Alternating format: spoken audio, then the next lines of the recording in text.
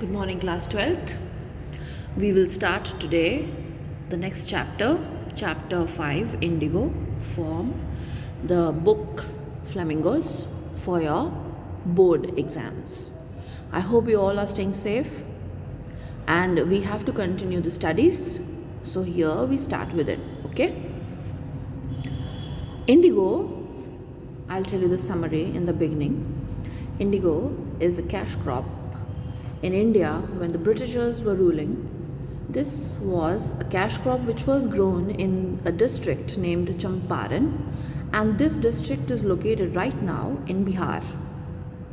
That time the Britishers forced Indian farmers to work on the lands and to grow this same cash crop named indigo and to give the produce as rent.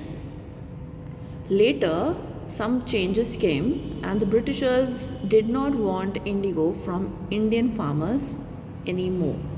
And they were demanding that instead of giving indigo as rent, give us the money and we are going to set you free.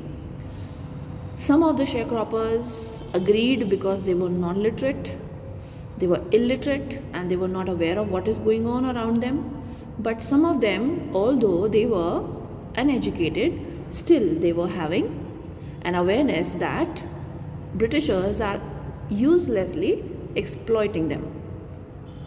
So now what was the role of Mahatma Gandhi and how did he come to this place and what all things he tackled, what all problems came in his life, how much time did it take to solve this problem, we are going to read in the chapter. I hope you all are very, very attentive and you have to be attentive. So here we start with the chapter. When I first visited Gandhi in 1942 at his ashram in Sevagram in central India, he said, I will tell you how it happened that I decided to urge the departure of the British. It was in 1917. So here we see when I first visited Gandhi, I over here is Louis Fisher. Louis Fisher is a journalist, and when he came to India, he took an interview with Mahatma Gandhi, and then that is all. The whole chapter is in a flashback or a past or the past tense. So here Gandhi is telling Louis Fisher how it happened in Champaran. So here you have to just remember the year 1942. That was the time when this journalist came and he met Gandhi, and then Gandhi started telling about the whole story. It actually started, this whole incident started in the year 1917. Okay. He had gone to the December 1916 annual convention of the Indian National Congress Party in Lucknow. Now Mahatma Gandhi said, the journalist said that he went to where? He went to Lucknow. There was a meeting in the year 1916. There were around 2301 delegates, underline the word, and then you have to write down the meaning of the word in the book itself. So the word delegate means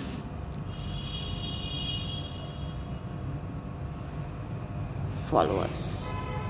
Okay, so I'm writing here, you write in the write in your books, and then you are supposed to write it with a pencil, and I'm going to undo it, but you will keep it in your book as it is. Yeah, okay.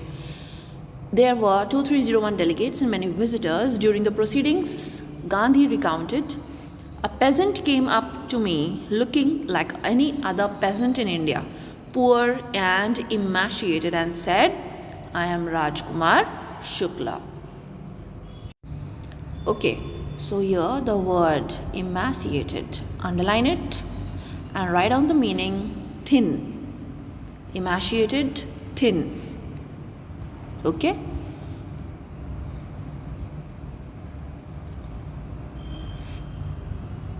Thin. Yep. Yes. Now we will move to the next. So he was very poor and he was emaciated, thin due to some struggle in life. And then he said, I am Rajkumar Shukla and I am from Champaran. and I want you to come to my district. Gandhi had never heard of the place. It was in the foothills of the towering Himalayas near the kingdom of Nepal. Okay, so now he has come to this location. We see that Champaran is a small district which is located in Bihar, and it is just in the south of the Himalayas. Okay, under an ancient arrangement, the Champaran peasants were sharecroppers. Rajkumar Shukla was one of them. He was illiterate but resolute. He had come to the Congress session to complain about the injustice of the landlord system in Bihar, and somebody had probably said, speak to Gandhi. Now we move to the previous page. In this paragraph, we see that there is a kind of an arrangement, a settlement, an agreement. In that agreement, the peasants means the poor people. The peasants, they were the sharecroppers because they were growing a crop named indigo. Okay, so there was a district Champaran, and in the Champaran district, the peasants were the sharecroppers. Rajkumar Shukla was one of them. He was illiterate but he was resolute. Now, a resolute word means determined.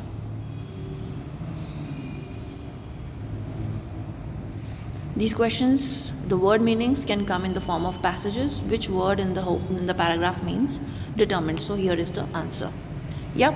So the person named Rajkumar Shukla, the sharecropper living in Champaran district, was a sharecropper like any other sharecropper, and he was having a problem, and the problem was they were not happy with what is going on in the place, and that is why he has come to visit Gandhi.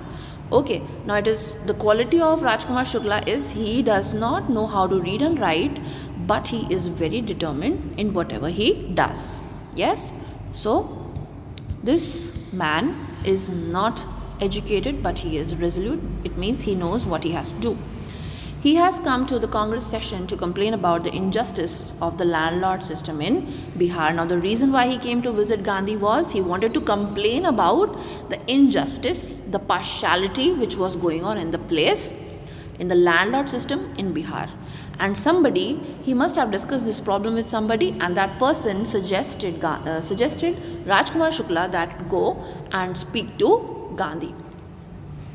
Now, Gandhi told Shukla he had an appointment in Kanpur and was also committed to go to other parts of India. Shukla accompanied him everywhere. Then Gandhi returned to his ashram near Ahmedabad. Shukla followed him to the ashram. For weeks, he never left Gandhi's side. Now, wherever Gandhi is going, Rajkumar Shukla is determined, he is resolute, and he knows what he has to get in his life, not just for himself but for the people all around him in the district. So he is following Gandhi everywhere, whether it is Kanpur or whether it is any other part of India. Then Gandhi returned to his ashram. So from Kanpur he went back to his place where he used to live, that is Ahmedabad, the ashram. Then Shukla was there also following him. Shukla followed him to the ashram. For weeks he never left Gandhi's side, and that is how Rajkumar Shukla stayed in the ashram, always insisting Gandhi to come with him, and he never left until he said a yes. Now Rajkumar Shukla is almost, we can say, he's begging, he wants it badly and he wants Gandhi. So he asks Gandhi, begs almost, and says, fix a date. Impressed by the sharecropper's tenacity and story, Gandhi said. Now, Gandhiji was thoroughly impressed with his determination and tenacity. Tenacity word means, again, determination.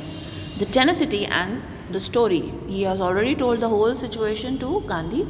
So now he has been impressed. Gandhiji has been impressed by his tenacity, thoroughness, his instinct, never say die attitude. And now he says, I have to be in Calcutta on such and such a date. Come and meet me and take me from there. So now he has completely agreed to come with Rajkumar Shukla, and he says, I will be on this date in Calcutta. So you come and you take me from there only, and we are going to go to Champaran. Months passed. Shukla was sitting on his haunches at the appointed spot in Calcutta when Gandhi arrived. He was sitting on his haunches, he was almost ready to go. And he was waiting desperately to see Gandhi and to take him to his district. And then Gandhi arrived, he waited till Gandhi was free. Then as soon as he reached and came out of the train or whatever, so he was already waiting for him. Rajkumar Shukla was waiting for Gandhi, and then he still waited because Gandhiji must have some other works to do, meet some people. So he was again having patience in him, and he was waiting for Gandhi to get free. Then the two of them boarded a train from the city of Patna in Bihar. There, Shukla led him to the house of a lawyer named Rajendra Prasad, who later became the president of the Congress Party and of India. Now see, from here starts all the important persons' names. Who all are there? Yes, now who all were there with him? They all are important, and what role did they play is also important. So here we see the role of Rajendra Prasad. The name of Rajendra Prasad has come. Okay, first they have gone, Shukla led him to the house of that time Rajendra Prasad was a lawyer, and then he became later. So here what is important is Rajendra Prasad at present is a lawyer. Okay, so Shukla took Mahatma Gandhi to Rajendra Prasad, who was a lawyer, there.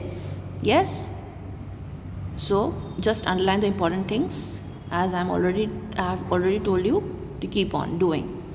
Later became the president of Congress Party and of India. Rajendra Prasad was out of town, but the servants knew Shukla as a poor yeoman who pestered their masters to help the Indigo sharecroppers. Everybody now is aware of the nature of Rajkumar Shukla, that what kind of a man is he? He is a kind of a man who does not leave the authoritative people or the ministers. Moreover, only according to Rajkumar Shukla, only these are the people who are going to help him. So he says, and even the servants were knowing about this man, Rajkumar Shukla. So this question can come in the paper. For example, what was the mindset of the servants in Rajendra Prasad's house when Rajkumar Shukla brought Gandhi for the first time? So your answer is here in front of you. Rajendra Prasad was out of town, but the servants knew that Shukla is a poor peasant who kept on pestering something on which we feed on, that is to insist regularly, okay, to keep on speaking or doing the same thing again and again, that is called pestering. Okay, so Shukla was a poor peasant who kept on pestering the masters to help the Indigo sharecroppers. So they let him stay on the grounds with his companions. So now they are aware of his nature, that he is a man who keeps on coming, so why to give him a special welcome, or whosoever with him, he must be also the same. So why to pay any importance to this man or both the men? Rajendra Prasad was not here, and they were just asking them. They let him stay on the grounds with his companion Gandhi, whom they took to be another peasant. Rajkumar Shukla and Gandhi both were treated in the same way, and that is the servants, the sharecroppers, not the servants. But Gandhi, okay, so they let them stay on the ground, both of them. But Gandhi was not permitted to draw from the well. Some drops from his bucket pollute the entire source. The people, especially the peasants, are considered to be untouchables. Now they are belonging to a low caste. They are not dignified people. So that time there was a discrimination even in the usage of water.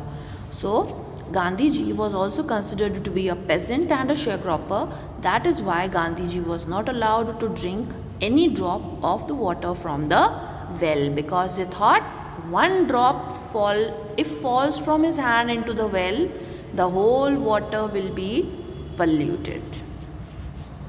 So they were not permitted to draw water from the well, lest some drops from his bucket pollute the entire source. How did they know that he was not an untouchable? How are they going to know that Gandhiji is not from the low caste or he is not an untouchable? Nobody is going to tell, not even Gandhiji will tell them. Gandhi decided to go first to Muzaffarpur, which was en route to Champaran. Through Champaran, when we have to reach to Champaran, this place comes on the way.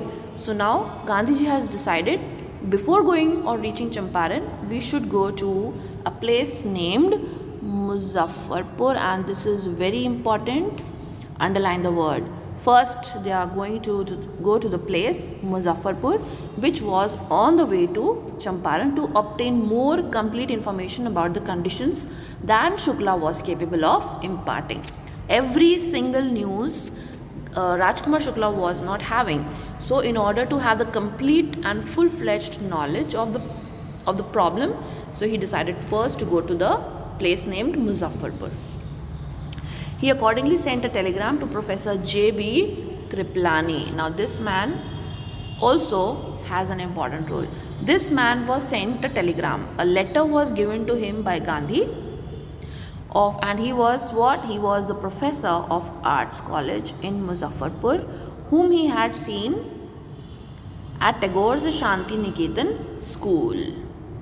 Okay, so now he has gone to Muzaffarpur and he has already, before reaching to that place, he has written a letter, a telegram, informed him that he is going to come to this place. Professor J.B. Kriplani is a professor, he's a professor in Arts College in Muzaffarpur.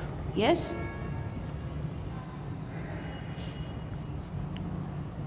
The train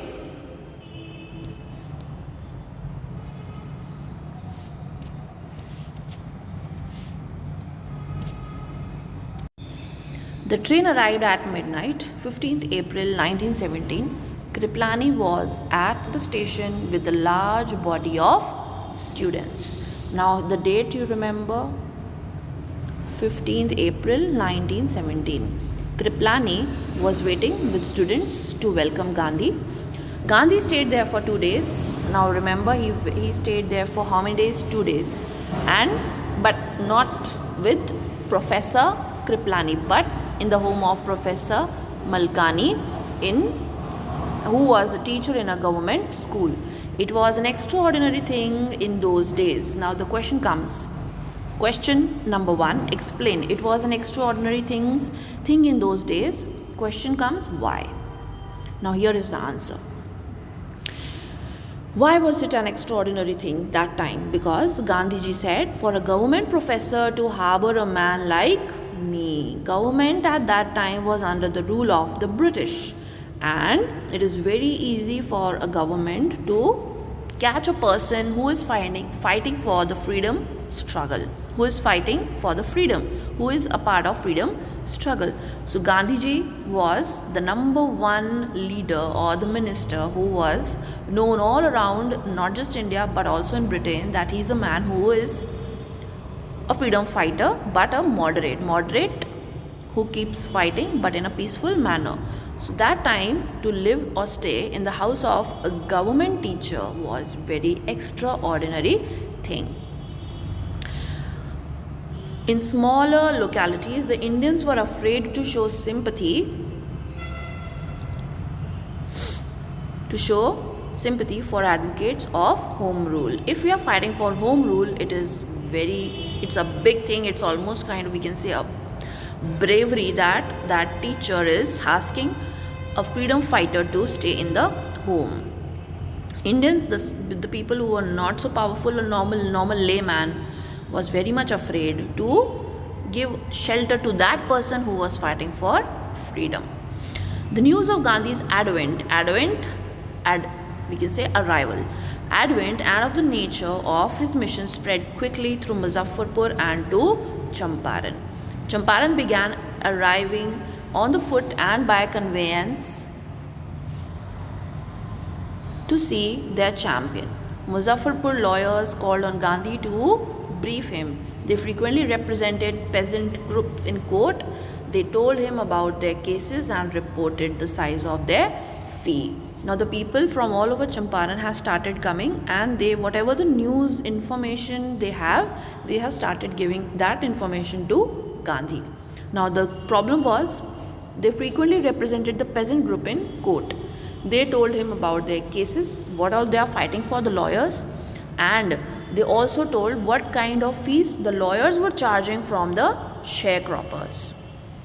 Gandhiji chided the lawyers for collecting big fee from the sharecroppers. Underline the word chided and write on there scolded.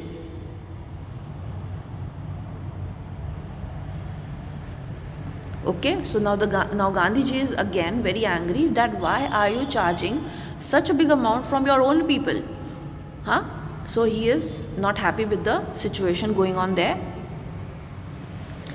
Yes, so now he said, I have come to the conclusion that we should stop going to law courts.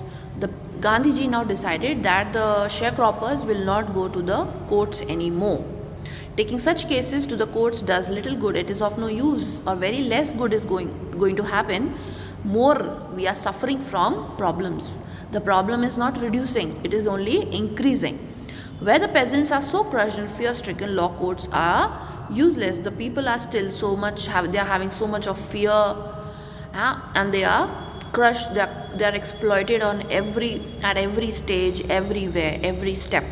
So why to go to the lawyers? The real relief from them is to be free from fear. If we want to be free, really, what is the first thing is we have to get rid from the fear. Okay, now how will that happen? We will see. Most of the arable land in the Champaran district was divided into large estates owned by the Englishmen and worked by Indian tenants. The chief commercial crop was indigo. The landlords compelled all the tenants to plant 3/20 or 15% of their holdings with indigo and surrender the entire indigo harvest as rent. This was done by long-term contract. Now try to understand, this is really important. Now what was going on in Champaran? This is the situation. Most of the arable, cultivated, fertile land in Champaran district was divided into large estates. A big land is divided into small parts, and that one single part was owned by, and that whole land was under the control of the British people, and it was divided according to the authority. Okay, for example, one estate is owned by one English man, and that one Englishman controlled Indian tenants working on that land. Okay, so that whole the most of the arable land, the most of the fertile land was divided into large estates. One big land divided into parts. Now that one part was also very big, so that is why estate.